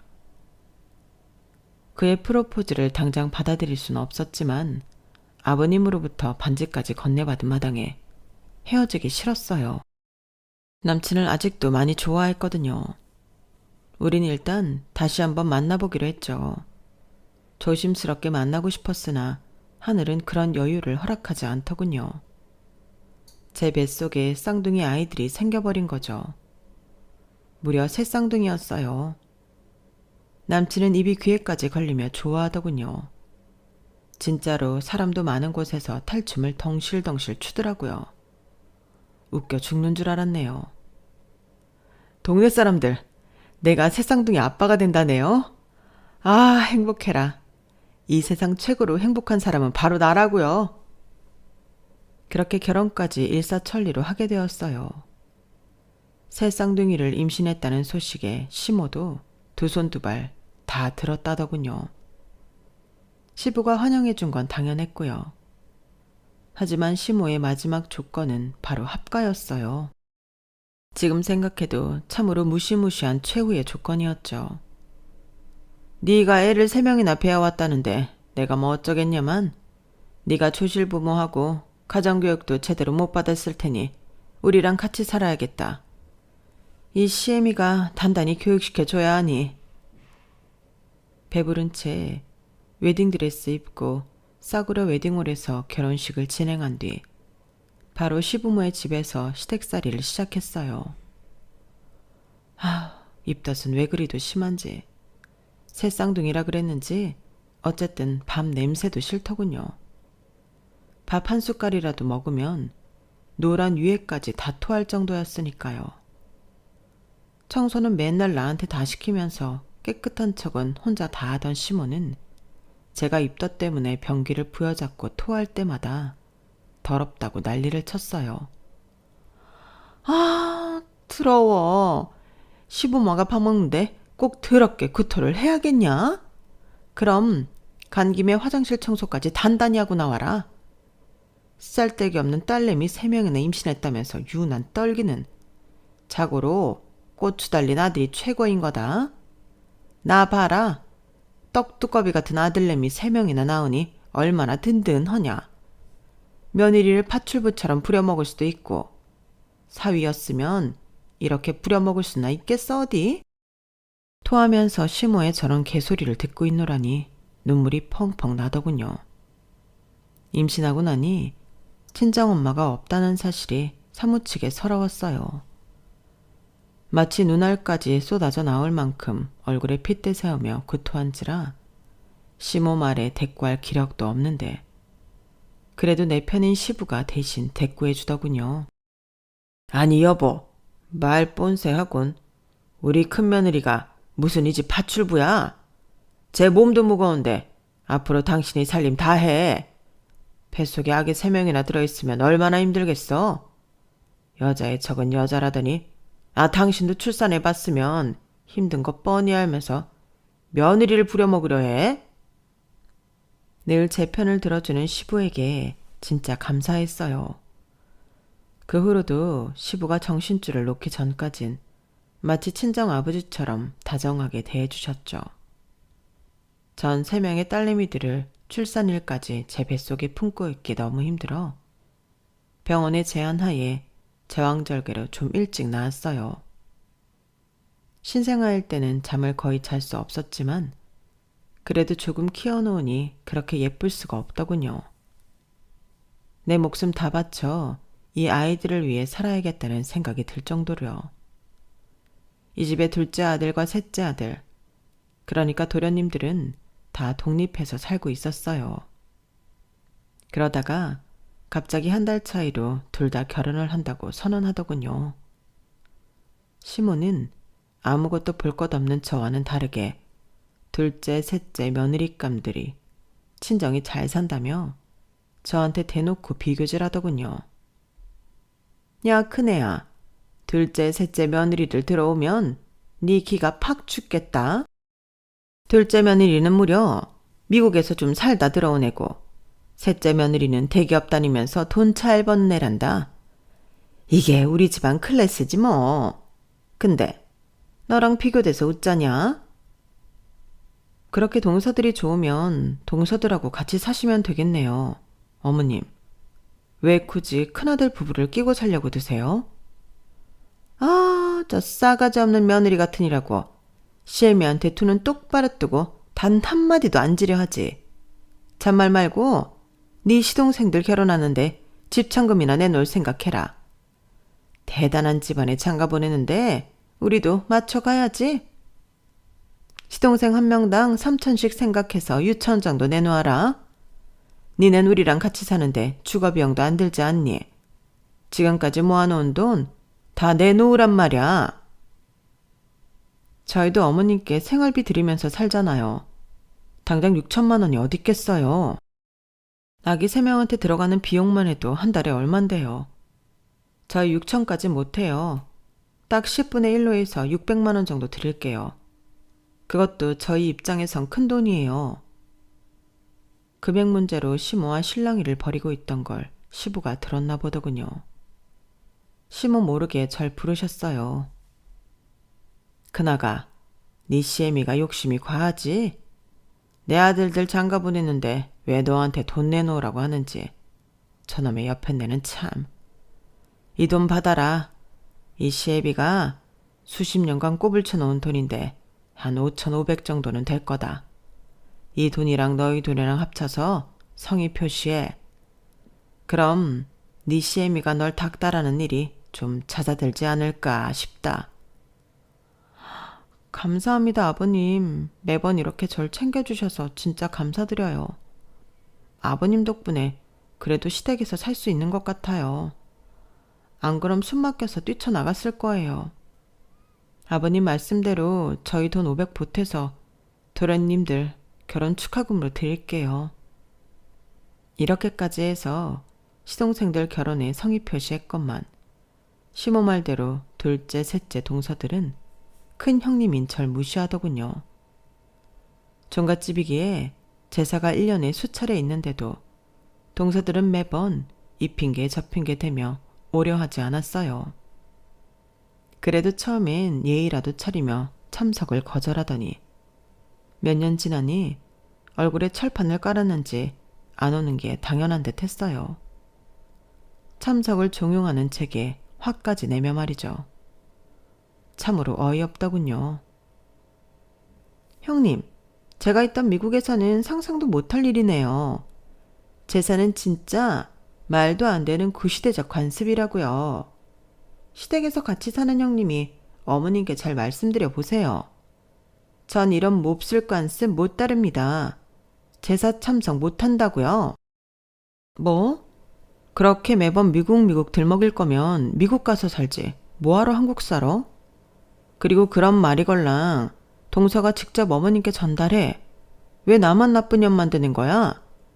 로마에 가면 로마법을 따르라 했어. 이번 제사는 꼭 참석해. 알았어? 하지만 둘째 동서는 이번에도 오지 않았어요. 너무 분해서 이가 갈리더군요.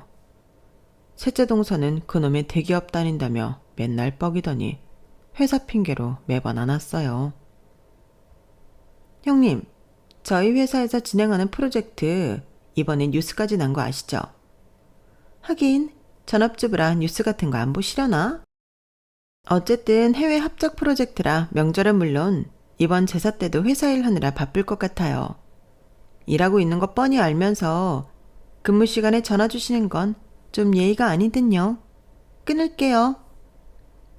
너무 열이 받아 부글부글했지만 문자로 막내 동서한테 욕폭탄을 날리는 걸로 대신했어요. 매번 절 무시하며 저한테 집안의 대소사를 모조리 맡겨버리는 동서들한테 아주 진절머리가 났죠. 그럴 때마다 늘 제 편이던 남편과 시부는 큰며느리의 고충을 다 이해한다며 절 다독이게 바빴지만 그것도 몇 년이 지나니 그냥 어린아이한테 주는 곶감 같아 싫더라고요. 그렇게 고된 시집살이로 세월은 금세 흐르고 원래도 신장이 아주 안 좋던 시모는 더 이상 본인 신장으로는 제대로 살 수 없을 정도로 기능이 약해져 버렸죠. 본인 건강이 안 좋아지자 호랑이 같던 그놈의 성격도 팍 기가 죽더군요. 시모의 몸과 마음이 엄청나게 약해지는 게 눈에 보였어요. 맨날 눈물바람이었죠. 병원에서 신장이식 수술해야 살 수 있대. 더 이상은 못 버틴다고. 일단 가족들부터 검사해봐서 이식할 수 있는지 살펴보자고 하네. 저희 부부도 마찬가지였지만 무엇보다 놀란 건 남편인 시부였죠. 뭐라고? 신장이 결국 그 지경까지 된 거야? 아휴, 이를 어쩌나. 일단 나랑 아들들부터 검사 받아볼게. 그런데 시모가 그렇게 좋아하고 아끼던 아들들은 모두 부적합 판정을 받았어요. 시부도 마찬가지였고요. 큰며느리인 절 구박하는 재미로 살던 시모가 이젠 제 앞에서 설설 기면서 간곡히 부탁하더군요. 큰애야, 혹시 너도 검사 한번 받아봐 주지 않으련? 이런 부탁해서 정말 너에게 염치가 없구나. 우린 피가 안 섞인 사이니까 뭐 네가 이식해줘야 할 일은 없을 거야. 그래도 혹시 모르니 한 번만, 어? 정말이지 싫었지만 시모 말대로 피 섞인 가족도 아니니 그냥 한번 검사를 받아봤어요. 그런데 하늘도 참 무심하시지. 아무런 혈연관계도 없는 제가 시모의 신장과 이식 가능한 관계로 적합 판정을 받고 말았죠. 가족들까지 그 사실을 알게 되자 다들 왕앞의 신하들처럼 제게 허리를 굽히며 부탁했어요. 시댁 와서 그런 융숭한 대접은 처음 받아봤죠. 일단 남편부터 절 설득하기에 나섰어요. 자기야, 정말 염치 없는 부탁이지만 우리 엄마 한 번만 살려주면 안 될까? 또 다른 적합한 신장을 찾기에 시간이 너무 없다고 하니 큰아들인 내가 너무 초조해서 말이야. 그 다음은 당연히 시부였어요. 시부는 심지어 눈물까지 보이면서 제게 부탁하더군요. 큰애야, 네 시애미가 너한테 미운 짓 많이 한 거 내가 다 알고 있다만 산 사람은 살아야 하지 않겠니? 이식만 해주면 이 은혜 내가 평생 잊지 않을 거야. 시부가 울면서 제게 부탁하니 괜시리 저도 눈물이 났어요. 아버님, 한마디만 할게요.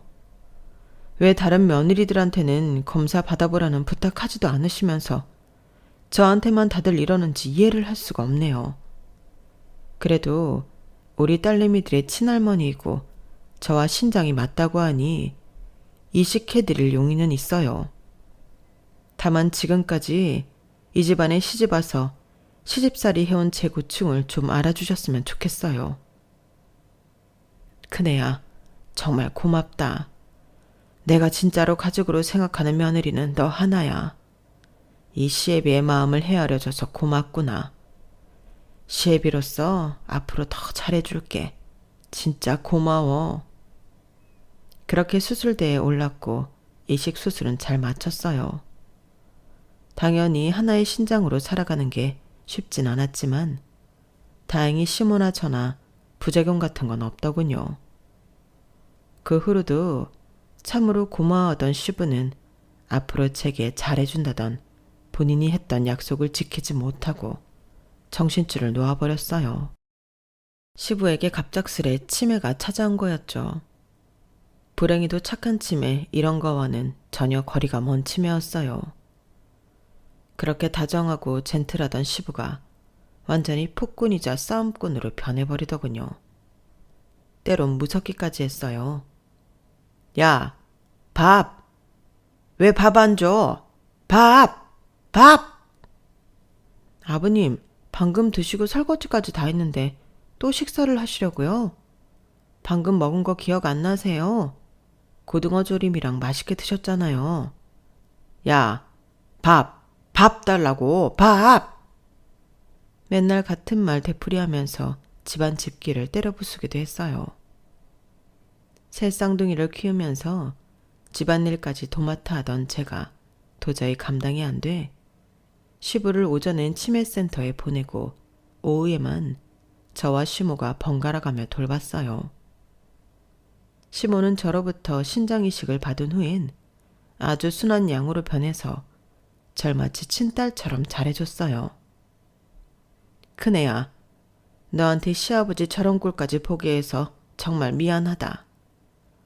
못낸 시애미 나한테 신장까지 떼어준 너한테 고생을 또 시키는구나. 에휴, 나나 저 양반이나 얼른 죽어야지. 어머님, 산 사람은 살아야죠. 누구나 다 최후엔 늙고 병들어 죽는 거 아니겠어요? 아버님이 치매에 걸리기 전에 저한테 얼마나 잘해주셨는데요. 그거 생각하면 별로 힘들지도 않아요. 고맙다, 큰애야. 이렇게 착한 너를 내가 왜 지난 세월 그렇게도 모질게 굴었는지. 나도 시애미 역할이 처음이어서 그랬나 보다. 정말 미안해. 시모와 뭔가 진짜 가족이 된 기분이었어요. 이제 와서 말이죠. 건강했던 시부는 치매에 걸리고서도 한참을 정정하게 사셨어요. 그랬기에 가족들이 더 힘들긴 했어요. 그래도 저한테 잘해줬던 기억 그거 하나 부여잡고 몸이 부서져라 열심히 간병했네요. 그동안 둘째, 셋째 동서들과 심지어 시동생들마저 거의 찾아오지 않았어요. 명절에도 말이죠. 그들에게 열이 받은 시모가 소리치고 아버지 좀 찾아뵈라고 애원도 해봤지만 아들들도 안 오는데 며느리들이 찾아오겠어요? 참으로 괘씸한 년놈들이었죠. 그러다가 그들이 찾아온 건 바로 시부 장례식 때였어요. 아직 대출도 다 갚지 못한 낡은 건물 하나와 시골에 있는 땅이 시부 명의로 되어 있다는 걸 그들도 알고 있었기 때문이죠. 시부는 자다가 갑자기 심장마비로 돌아가셨어요. 마치 어렸을 적 우리 친정엄마가 돌아가셨던 그 자세 그대로 꼿꼿하게 마치 잠든 것처럼 돌아가셨더군요. 엄마 생각이 나서 119 구급차가 올 때까지 엄청나게 울었네요. 아버님, 이렇게 갑자기 돌아가시면 어떡해요. 뭘 해도 저승보당 이승이 나은 건데. 저 잘해드리지 못해 죄송해요. 아버님한테 짜증 부려 죄송해요. 장례식장에서도 시모와 부둥켜 안고 엄청 울었어요. 시부의 아들들보다 피 한 방울 안 섞인 우리가 더 많이 울었던 것 같네요. 그런데 갑자기 저기서 동서들끼리 큰 소리가 났어요. 아니 둘째 형님, 저희가 앞으로 아버님 제사 모실 거니까 저희가 건물이며 땅이며 상속받는 게 당연하죠. 형님은 맨날 미국에서는 제사 같은 건 있을 수 없는 일이라며 제사 한번 참석 안 하셨잖아요. 왜 갑자기 아버님 재산에 욕심을 부리는 거예요? 뭐야? 아니 막내 주제에 눈에 뵈는 게 없나 보네? 그런 동서는 뭐 맨날 대기업 다닌다고 연봉이 어쩌네 자랑하면서 막상 일 바쁘다며 시댁 한번 오지도 않았잖아? 그러면서 갑자기 제사 가져가고 아버님 재산 다 물려받겠다고? 웬 도둑놈 심보야. 전 어이가 없었어요. 지금껏 25년간 저 혼자 시댁 살림 다 하고 제사 다 모셔왔는데 그동안 두 손 놓고 방관하던 두 동서가 지네끼리 싸우며 시부 재산 갖겠다고 싸우는 꼴이라니. 제가 나설 수밖에 없었죠. 거기 동서들, 맏며느리인 내가 지금껏 다 해왔는데 이제 와서 다 뺏어가겠다고? 아버님 재산까지? 그럴 순 없지. 여태 해오던 대로 내가 제사 다 지내고 재산도 우리가 물려받는 게 맞는 거라고. 그러자 갑자기 뒤에서 시모가 사자어를 내지르며 달려오더니 냅다 둘째, 셋째 동서들의 머리를 쥐어뜯더군요. 야, 둘째, 셋째 니네 결혼해서 한 짓들을 내가 모를 줄 알아? 너 둘째 며느리 저번에 마지못해 시댁 왔을 때 네 아들인 영호가 네 핸드폰 갖고 게임할 때 카톡 슬쩍 봤다. 너 웬 외간 남자랑 놀아나는 것 같더라? 그리고 시엠이 인내욕을 그렇게도 천박스럽게 짓거려놨더라. 내가 모를 줄 알았냐? 우리 아들 이혼 안 시키려고 모른 척하고 있었다만 이제 내 남편도 죽은 마당에 니네들끼리 이혼을 하든지 말든지 마음대로 해라. 나도 이제 2판 4판이다. 그리고 너 막내, 니녀는 나이 40이 다 되도록 애가 없길래 비싼 돈 들여 보약까지 해먹었다니 뭐? 딩크족? 피임을 해? 우리 막내 아들한테 다 들었다. 이런 고얀년 같으니라고. 니네 둘째 셋째 아들놈들도 다 꺼져라. 아버지 치매 걸려서 맨날 똥치라고 더럽다고 집에서 오지 않은 것들은 아들 자격도 없어. 이제 와서 재산 뭐? 내 참 금수만도 못한 것들. 니네한테 한 푼도 안 줄 거다. 이 재산은 지금껏 25년간 시집와서 고생해온 큰며느리랑 큰아들 거니까 니네는 눈독 들이지 말고 당장 꺼져버려. 앞으로 자식은 큰아들 한 명뿐이라고 생각하며 살 테니 엄마한테 연락도 하지 말아라. 동서들은 본인들의 비밀을 다 알고 있는 시모의 말에 깨갱하며 혼비백산하고 다 흩어져 집에 가버리더군요. 더 이상 재산이니 어쩌니 입에 올리지 못하고 말이죠. 시모는 우리 부부에게 돌아와 다시금 일렀어요. 아버지 재산 다 니네 명의로 상속받아라. 우리 큰며느리 덕분에 제2의 인생을 살고 있는 내가 무슨 돈이 필요하겠니? 니네만 괜찮다면 난 이대로 너희와 한 집에서 살고 싶구나. 이제 나한테 가족은 너희뿐이니까. 저희 부부와 시모는 다시금 부둥켜 안고 울었어요. 그동안 미운 정 고운 정 다 들었기에 이제야 진짜 가족이 된 것 같았거든요. 이제 아이들도 많이 컸고 시모가 집안 살림을 많이 도와주기에 저도 나이 50줄에 커리어를 새로 시작해보려 공인중개사 시험에 도전하고 있어요. 저번에 낙방하긴 했지만 이번엔 꼭 합격할 수 있다는 자신감으로 동네 도서관에서 열심히 공부 중이네요. 시모와 남편 그리고 우리 새 쌍둥이 딸내미들이 저에게 열렬한 응원의 힘을 보내주고 있어요. 요즘 참 기쁘게 공부하고 있네요. 마치 새로운 삶을 살고 있는 듯한 기분이 들기도 해요. 저 꼭 합격하라고 응원의 말씀 많이 해주세요.